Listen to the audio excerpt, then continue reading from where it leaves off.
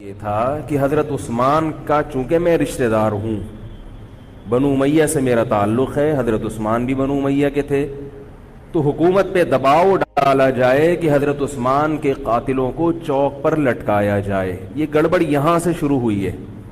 بات آ رہی ہے سمجھ میں؟ حکومت سے مطالبہ ہے کہ حضرت عثمان کے قاتلوں کو چوک پر لٹکایا جائے۔ یہ مطلب نہیں تھا حضرت معاویہ کا کہ حکومت کا اہل میں ہوں، مجھے خلافت دی جائے، میں علی کو نہیں مانتا یا میں علی کو معاذ اللہ برا سمجھتا ہوں، ایسا نہیں تھا۔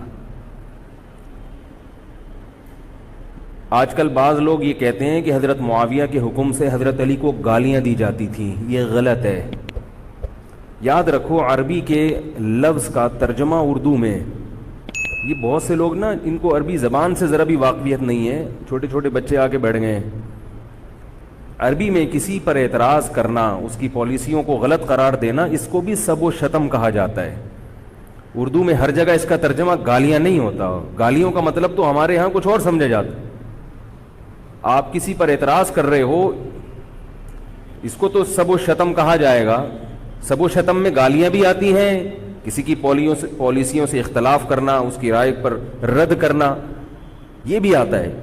لیکن اردو میں گالی کا مطلب برا لفظ ہے، گالی کوئی شریف آدمی نہیں دیتا۔ خیر، میں یہ عرض کر رہا تھا کہ حضرت عثمان رضی اللہ تعالی عنہ کے قاتلوں سے قصاص کا دعا کریں، میں جلدی سے اس موضوع کو سمیٹ کے آج ختم کر دوں۔ حضرت عثمان کے قاتلوں سے قصاص لیا جائے۔ حضرت علی رضی اللہ تعالیٰ عنہ کا موقف یہ تھا کہ مدینہ میں حضرت عثمان کے قاتلوں کا جو ٹولہ ہے وہ اتنا مضبوط ہے کہ اگر میں نے ان سب کو پکڑ پکڑ کے لٹکانا شروع کر دیا تو مدینہ میں امن و امان کی صورتحال خراب ہو جائے گی۔ حکومت بھی دہشت گردی کے خلاف جب ایکشن لیتی ہے تو یہ سوچتی ہے نا کہ دہشت گردوں میں کتنی پاور ہے، تمیز سے، طریقے سے۔ اب یہ ایک اختلاف تھا جو بڑھنا شروع ہو گیا۔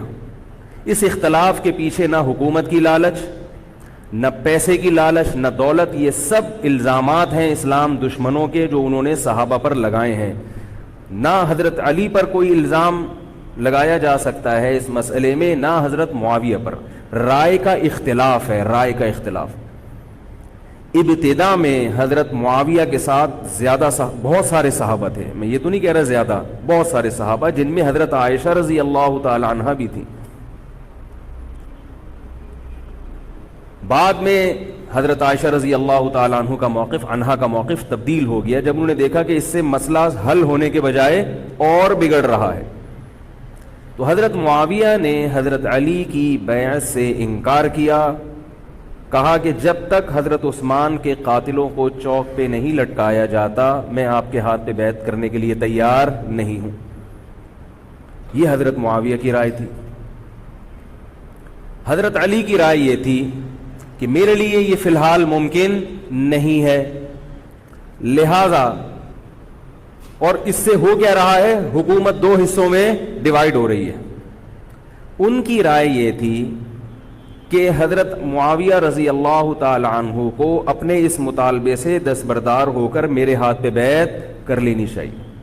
اور قرآن کا حکم ہے وَإِن طَائِفَتَانِ مِنَ الْمُؤْمِنِينَ اقْتَتَلُوا فَأَصْلِحُوا بَيْنَهُمَا فَإِن بَغَتْ إِحْدَاهُمَا عَلَى الْأُخْرَى فَقَاتِلُوا الَّتِي تَبْغِي حَتَّى تَفِيءَ إِلَى أَمْرِ اللَّهِ، کہ اگر مسلمانوں کا کوئی فریق بغاوت پہ اتر آئے، حکومت وقت سے لڑائی کرے، قاتل التی تبغی، تو جو طبقہ حکومت کو تسلیم نہیں کر رہا یا حکومت کے خلاف بغاوت کر رہا ہے اس سے قتال کرو۔ حضرت علی کا موقف یہ تھا کہ قرآن مجید کی یہ آیت مجھ سے مطالبہ کر رہی ہے کہ جو لوگ میرے ہاتھ پہ بیعت نہیں ہو رہے جبکہ میری خلافت قائم ہو چکی ہے، تو میں مسلمانوں میں تاکہ اختلاف اور انتشار نہ ہو، میں اس فریق کو تلوار کے زور سے بیعت کرنے پر مجبور کروں۔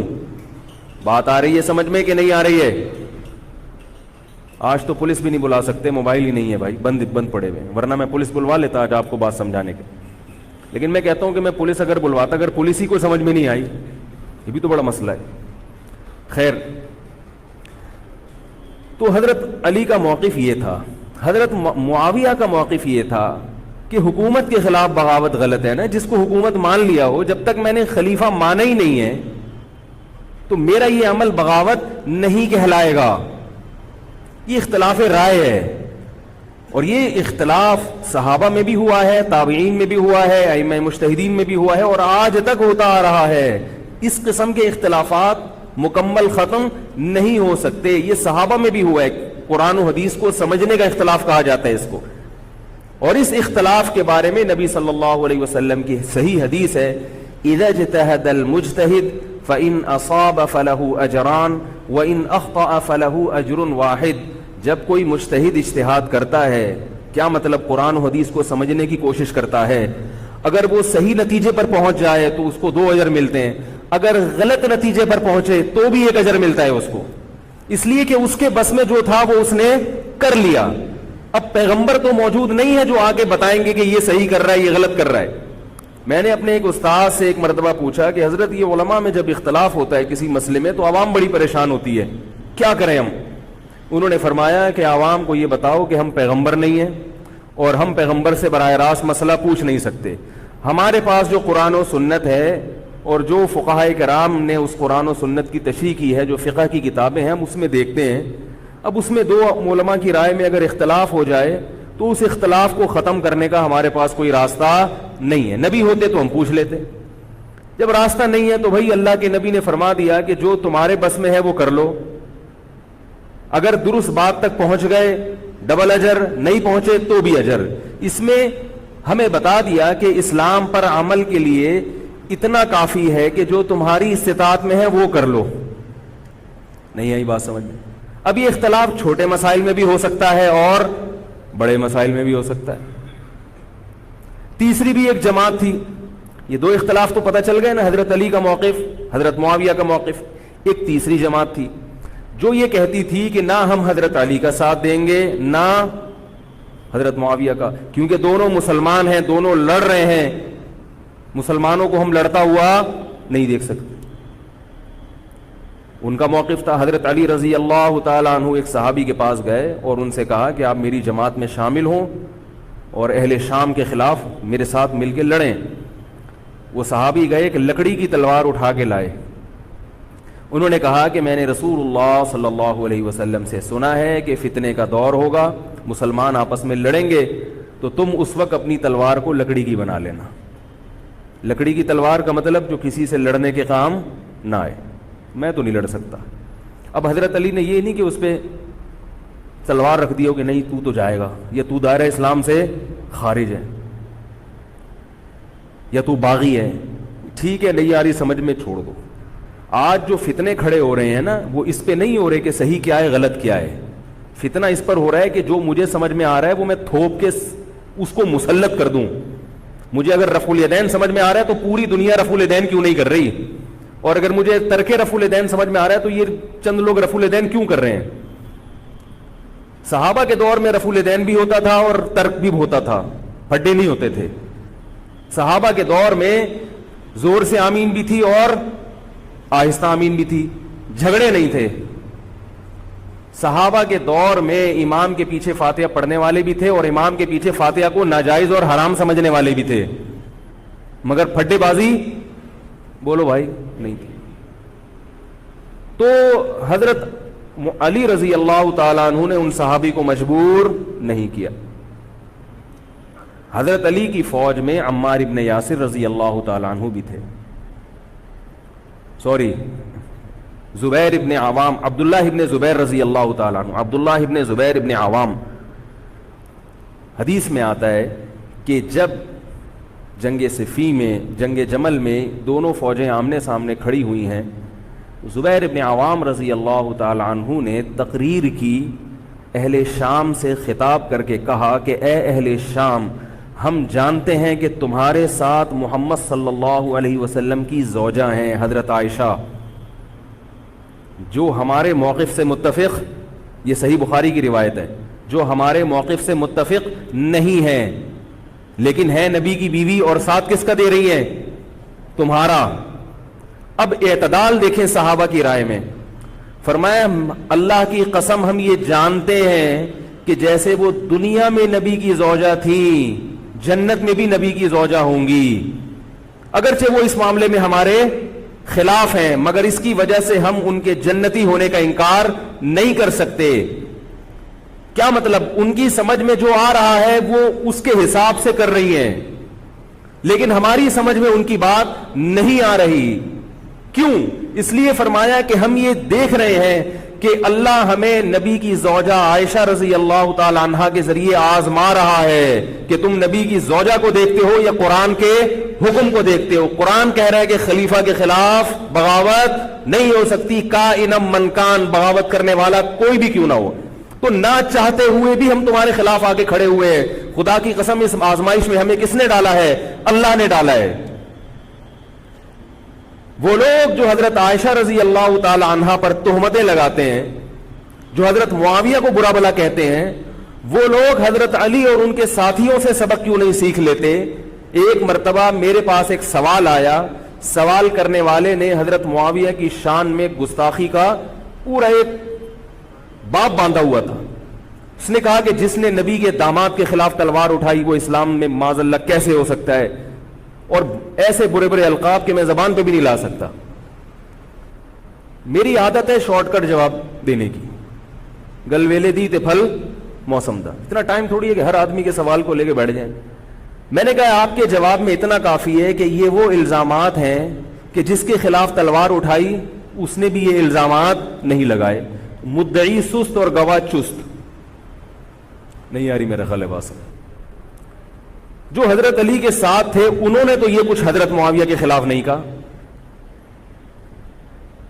انہوں نے تو وہ تو پھر بھی جنتی مان رہے ہیں، ایک دوسرے کی نماز جنازہ میں شریک ہو رہے ہیں، مال غنیمت کو تقسیم نہیں کر رہے، ایک دوسرے کی عورت پہ ہاتھ نہیں اٹھا رہے، احترام کر رہے ہیں، ایک دوسرے کے پیچھے جنگ ختم ہونے کے بعد نمازیں پڑھی جا رہی ہیں۔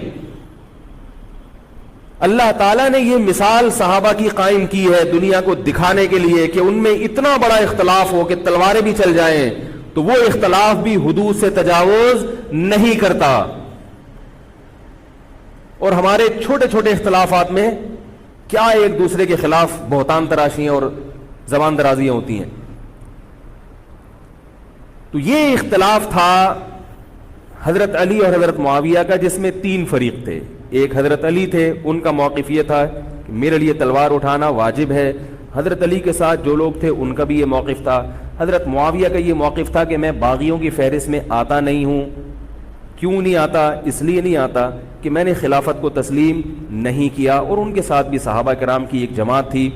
اور تیسرا موقف، بہت سارے صحابہ یہ تھے جو کہتے تھے ہم کسی کا ساتھ نہیں دیں گے، دونوں طرف مسلمان ہیں، ہماری تلوار سے کسی مسلمان کا خون ہو ہم یہ برداشت نہیں کر سکتے۔ ہماری رائے یہ ہے، اہل سنت والجماعت کی رائے یہ ہے کہ یہ ان تینوں فریقوں میں جو برحق تھے وہ حضرت علی تھے، کیونکہ حکومت تھی ان کے پاس۔ باقی جو دونوں فریق تھے صحابہ کرام کے، ان سے غلطی ہوئی ہے، مگر یہ غلطی اجتہادی ہے، یہ نفس پرستی والی غلطی، حکومت کی لالچ والی، دولت کی لالچ والی، یہ ہٹ دھرمی والی، یہ ضد والی غلطی بولو بھائی نہیں ہے۔ یہ وہ غلطی ہے جس کے بارے میں محمد صلی اللہ علیہ وسلم نے فرمایا کہ اگر مجتہد سے غلطی ہوتی ہے تو بھی اس کو اجر ملتا ہے، کیونکہ اللہ نے قرآن میں فرمایا فاتقوا اللہ ما استطعتم، اللہ سے اتنا ڈرو جتنی تم میں استطاعت ہے۔ تو ان کی جتنی سمجھ میں آیا انہوں نے اس حساب سے کیا۔ تو دو جنگیں ہوئی ہیں، جنگ جمل اور جنگ صفین۔ اب ایک اور بات ہے، تاریخی حقیقت ہے کہ دو جنگوں کے بعد حضرت علی رضی اللہ تعالی عنہ کو خوارج نے شہید کر دیا۔ یہ وہی خوارج جو حضرت عثمان کے قاتل تھے، انہوں نے شہید کس کو کیا؟ حضرت علی کو۔ حضرت علی کی شہادت کے بعد حضرت حسن رضی اللہ تعالی عنہ کی 6 مہینے تقریباً خلافت رہی ہے۔ حضرت حسن رضی اللہ تعالی عنہ نے امت میں جوڑ پیدا کرنے کے لیے حضرت معاویہ رضی اللہ تعالی عنہ سے صلح کر لی اور خلافت سے دستبردار ہو کر حضرت معاویہ کے ہاتھ پر بیعت ہو گئے۔ نہیں آ رہی میرا؟ پولیس کو فون کریں یار، بہت اہم بات ہے یہ، اس کو اچھی طرح سمجھ لیں، اللہ کرے سمجھ میں آ جائے۔ تو جب یہ ہو گیا تو مسئلہ ختم ہو گیا نا.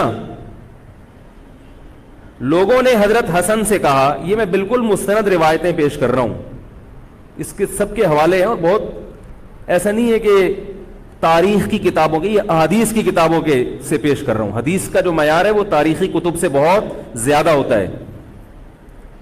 لوگوں نے حضرت حسن سے یہ کہا کہ یہ تو عار اور ذلت کی بات ہے کہ آپ کے والد نے جس کے خلاف 2 جنگیں لڑی ہوں, تو آپ اپنے والد کی جس سے دشمنی رہی ہو, بیٹا اس سے بیعت ہو رہا ہے. ہمارے ہاں اس کا تصور ہے.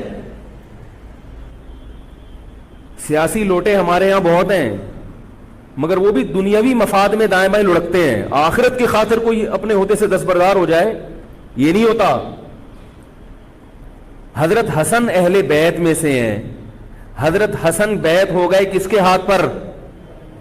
حضرت معاویہ. لوگوں نے کہا یہ عار اور ذلت کی بات ہے, تو حضرت حسن کے وہ تاریخی الفاظ ہیں کہ میں دنیا کی ذلت کو جہنم کی آگ پر ترجیح دیتا ہوں. کیا مطلب؟ میں مسلمانوں کو آپس میں لڑتا ہوا نہیں دیکھ سکتا, میں نہیں لڑتا ہوا دیکھ سکتا. اب کوئی اس بیس پر حضرت علی پہ الزام لگائے کہ اس کا مطلب وہ لڑتا ہوا دیکھ سکتے تھے. بھائی ان کا جو موقف تھا, جو ان کی سمجھ میں آیا وہ انہوں نے کیا. حضرت حسن کا موقف اپنے والد کے موقف سے مختلف تھا, یہ اختلاف رائے ہو سکتا ہے. ان کا موقف یہ تھا کہ بھئی حضرت معاویہ حکومت کے اہل ہوں یا نہ ہوں یہ ایک الگ بحث ہے, اگر میں ان کے مقابلے میں متوازی حکومت قائم کروں گا تو پھر مطالبہ ہوگا حضرت عثمان کے قاتل سے قصاص, جو کہ ممکن نہیں ہے, اور پھر یہ لڑائی آگے چلے گی. بہتر ہے کہ دستبردار ہو جاؤ کہ حضرت آپ ہمارے خلیفہ ہیں, آپ ہمارے امیر ہیں. نبی صلی اللہ علیہ وسلم اس کی پیشگوئی پہلے کر چکے تھے.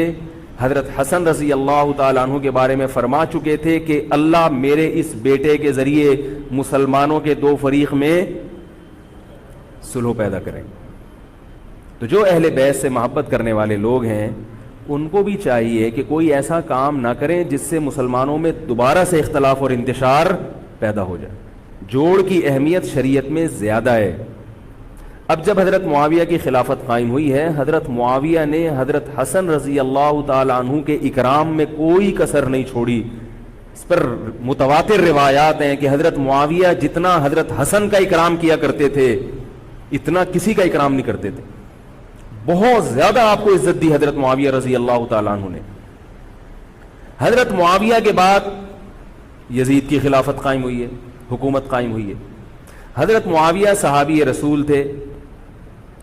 بہت سارے صحابہ کو آپ کے طریقہ حکومت پر اعتراض تھا, کیونکہ بہرحال باقاعدہ سلیکشن نہیں ہوئی تھی. لیکن پھر بھی صحابہ کرام نے جب حضرت حسن بیعت ہو گئے تو باقی کس کو اعتراض کا حق ہوگا بھائی.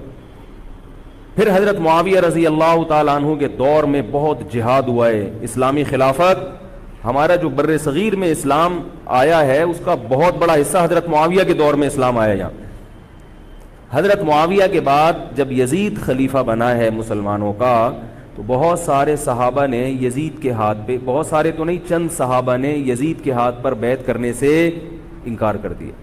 وہ اتنے تھوڑے صحابہ ہیں جن کو انگلیوں پہ گنا جا سکتا ہے, جن میں حضرت حسین بھی تھے, حضرت حسن نہیں, حضرت حسن کے بھائی, بولو بھائی, حضرت حسین. جمہور صحابہ کا موقف یہ تھا کہ یزید کا طریقہ خلافت اگرچہ غلط ہے, طریقہ حکومت اگرچہ غلط ہے, مگر رسول اللہ صلی اللہ علیہ وسلم کی صحیح احادیث موجود ہیں. نبی صلی اللہ علیہ وسلم نے فرمایا, صحیح بخاری کی حدیث ہے, اسمعوا واطیعوا ولو سلط علیکم رجل حبشی کأن رأسہ ذبیبہ.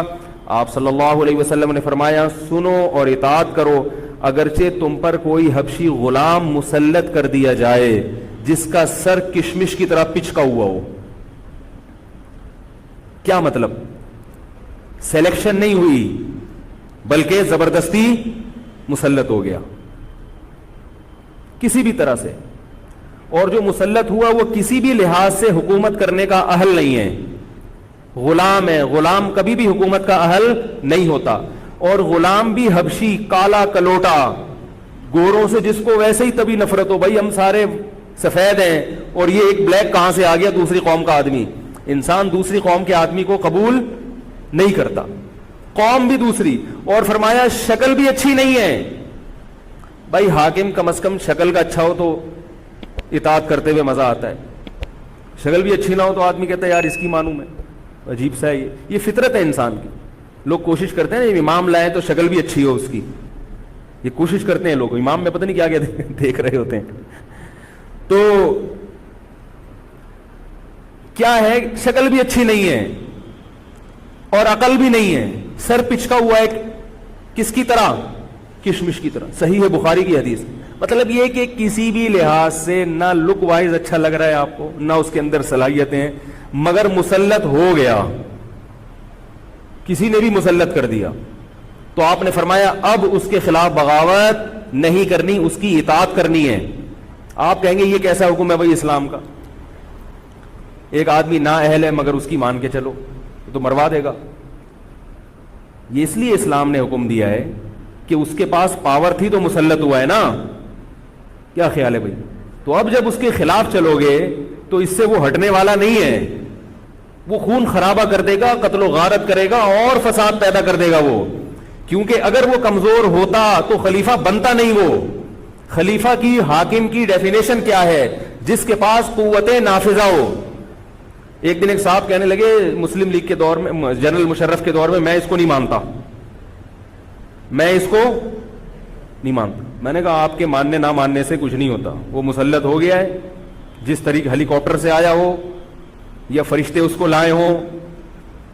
کیونکہ حاکم کی جو ڈیفینیشن ہے کہ جس کے پاس قوت نافذہ ہو. قوت نافذہ اردو کا گاڑا لفظ ہے. قوت نافذہ کہتے ہیں کہ جب وہ کچھ کہتا ہو تو کر کے دکھا سکتا ہو, چاہے فوج کے ذریعے, چاہے پولیس کے ذریعے, چاہے کسی بھی طریقے. ایک آدمی کو پوری قوم نے سلیکٹ کر لیا مگر اس کی سنتا کوئی نہیں ہے, وہ کچھ کہتا ہے تو اس کے منہ سے الفاظ نکل کے ہوا میں تحلیل ہو جاتے ہیں, چلتی کسی اور کی ہے, وہ جو کہتا ہے کر کے دکھا دیتا ہے. تو اصل حاکم کون ہے؟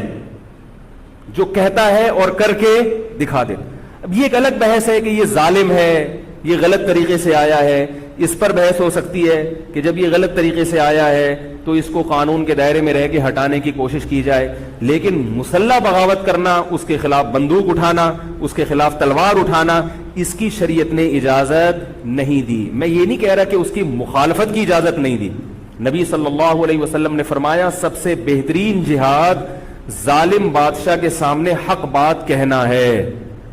کہنے کی حد تک آپ کو مخالفت کی اجازت ہے کہ بھائی یہ جو وزیر اعظم کا بیان آیا ہے یہ بیان ملک کا بیڑا غرق کر دے گا, ان کی پالیسیاں صحیح, جیسے آج کل ہو رہا ہے کہ اخباروں میں کالم نگار اپنی اپنی رائے لکھتے ہیں حکمرانوں کے بارے میں. لکھنے کی حد تک, بولنے کی حد تک ہے. آپ مسلح دستہ لے کے بغاوت کرنے پر آ جائیں, اس کی شریعت نے اجازت, بول لو بھائی کچھ نہیں ہوتا. یہ قرآن اور سنت سے بات ثابت ہے, اس کی شریعت نے اجازت نہیں دی ہے. کیونکہ آپ یہ کریں گے تو اللہ نے دنیا کو اسباب کے ساتھ جوڑا ہوا ہے. آپ کے پاس کچھ بھی نہیں ہے, نہ آپ کے پاس ٹینک ہے, نہ آپ کے پاس آرمی ہے, نہ آپ کے پاس پولیس ہے, آپ کے پاس صرف جذبہ ہے. خالی جذبہ اگر کارآمد ہوتا تو نوح علیہ الصلوۃ والسلام اور آپ کے ساتھ جو 40 افراد تھے ان میں بہت جذبہ تھا, مگر ایک طرف پوری دنیا تھی. اللہ نے جہاد کا حکم نہیں دیا. اللہ تعالیٰ نے اس دنیا کو صرف جذبات کے ساتھ یا ایمان کے ساتھ منسلک نہیں کیا, اس دنیا کو دارالاسباب بنایا ہے. جذبے کے ساتھ ساتھ کچھ طاقت اور قوت بھی ہونی چاہیے, اور یہ قوت حکومت کے پاس ہوتی ہے, پبلک کے پاس بول لو یار نہیں. اگر پبلک کے پاس ہے تو وہ بھی حکومت کی پالیسیاں ہوتی ہیں کہ یہ بھی لیاری گینگ رہنے دو تھوڑے دنوں کے لیے, ان لوگوں کے پاس تھوڑا سا کلاشن کوفے رہنے دو, حکومت جب چاہے غائب کر دے. وہ یہ جو کلاشن کوفے لے کے لوگ گھوم رہے ہوتے ہیں نا اور بتا رہے ہوتے ہیں ہم امام مہدی کا لشکر ہیں, یہ سب گورنمنٹ کے لوگ ہوتے ہیں. آئی بات سمجھ میں؟ گورنمنٹ کی طرف سے ان کو پرمٹ ملا ہوتا ہے, ورنہ آپ چاقو لے کے بھی, جو کھنجر ہے نا وہ بھی لے کے ذرا گھوم کے دکھاؤ. تو جو بھی امام مہدی کا لشکر کا دعویٰ کر رہا ہے اور کہہ رہا ہے میں یوں کر دوں گا, میں یوں کر دوں گا, میرے ساتھ آ جاؤ, تو سمجھ لو گورنمنٹ نے اس کو خود ہی بٹھایا ہوا ہے. اور بعض دفعہ حکومت اپنی مخالفت کے لیے بھی بندے بٹھا دیتی ہے. یہ ایجنسی والے بڑے ہوشیار ہوتے ہیں, یہ اپنی مخالفت کے لیے پبلک بندوں کو خرید کے بٹھاتے ہیں کہ تم آرمی کے خلاف اور ایجنسیوں کے خلاف تقریریں کرو اور جہاد کا اعلان کرو. اس کا نتیجہ کیا نکلتا ہے؟ جو جو جہاد کے اعلان میں ان کے ساتھ ہوتے چلے جاتے ہیں ان کے نام ایجنسیوں کے پاس پہنچ جاتے ہیں. پھر ایجنسیاں کہتی ہیں ابھی ان کو کھل کے جہاد کرنے دو تاکہ جتنے لوگوں میں اس قسم کے جہاد کے جراثیم ہیں وہ تمام آ جائیں اور ایک ہی دفعہ اسپرے کر کے سب کو نمٹا دیا جائے. یہ ایک بچوں کی طرح کبھی اس کو پکڑ لیا, یہ کام نہیں ہوتا. تو اس لیے کہہ رہا ہوں یہ جو نوجوان طبقہ ہے اس کو جہاد کے نام پہ الو بنانے والے ہر جگہ بہت ہیں. الو ضرور بنو مگر کسی اور عنوان سے بن جاؤ, جہاد کے نام پہ الو نہ بنو, کیونکہ کسی اور عنوان سے الو بنو گے اتنا نقصان نہیں ہوگا. اس عنوان سے الو بنو گے تو بڑا بیڑا غرق ہو جائے گا, جیسے کہ بہت سو کا بیچاروں کا ہو چکا ہے. تو میں یہ عرض کر رہا تھا کہ نبی صلی اللہ علیہ وسلم کی صحیح حدیث ہے, اسی طرح صحیح مسلم کی حدیث ہے, آپ صلی اللہ علیہ وسلم نے حاکم کی اطاعت کا حکم دیا. صحابہ نے عرض کیا یا رسول اللہ اگر وہ ہم پہ ظلم کرے تو بھی بغاوت نہ کریں. آپ نے فرمایا وَإِن ضَرَبُوا ظَهْرَكَ, اگرچہ وہ تمہاری پیٹھ پہ کوڑے مارے, ایسا ظالم ہو, پھر بھی بغاوت. یہ میں نہیں کہہ رہا, یہ محمد صلی اللہ علیہ وسلم کے الفاظ ہیں. کیوں؟ اس لیے کہ آپ صلی اللہ علیہ وسلم نے اتحاد پہ زیادہ زور لگایا ہے.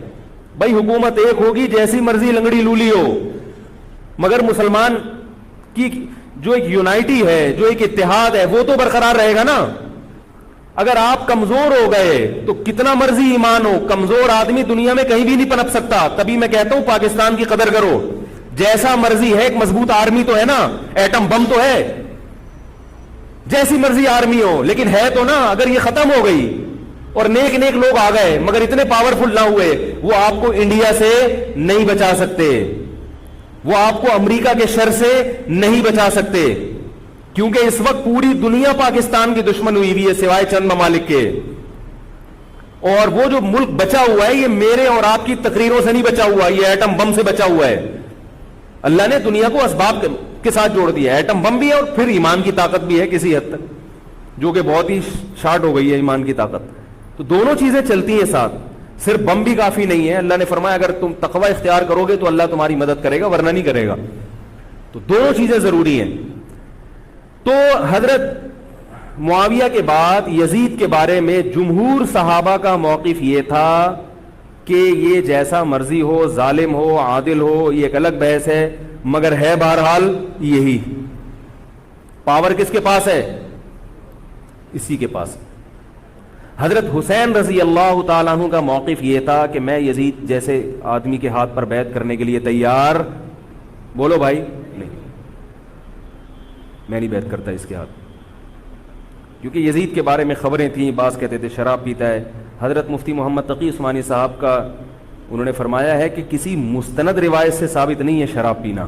روایتیں ہیں مگر کوئی اوتھینٹک روایت نہیں ہے. تو اب نتیجہ کیا نکلا کہ حضرت حسین رضی اللہ تعالیٰ عنہ کے پاس کوفہ سے خطوط آئے. کوفہ کا گورنر تھا ابن زیاد, وہ بھی یزید کا آدمی تھا, بڑا ظالم آدمی تھا وہ. اہل کوفہ کے خطوط آئے کہ آپ آ جائیں یہاں پر, یہاں سب لوگ آپ کے ہاتھ پر بیعت کرنے کے لیے تیار ہیں. حضرت حسین کا خیال یہ تھا کہ اگر یہ سب تیار ہیں تو یزید کی حکومت بغیر لڑائی کے, بغیر بڑے قتال کے, مسلمانوں کے خون خرابے کے بغیر ختم ہو سکتی ہے. آئی بات سمجھ میں؟ جو انفارمیشن آپ کو ملی تھی, جو نالج آپ کو ملی تھی, وہ نالج غلط تھی.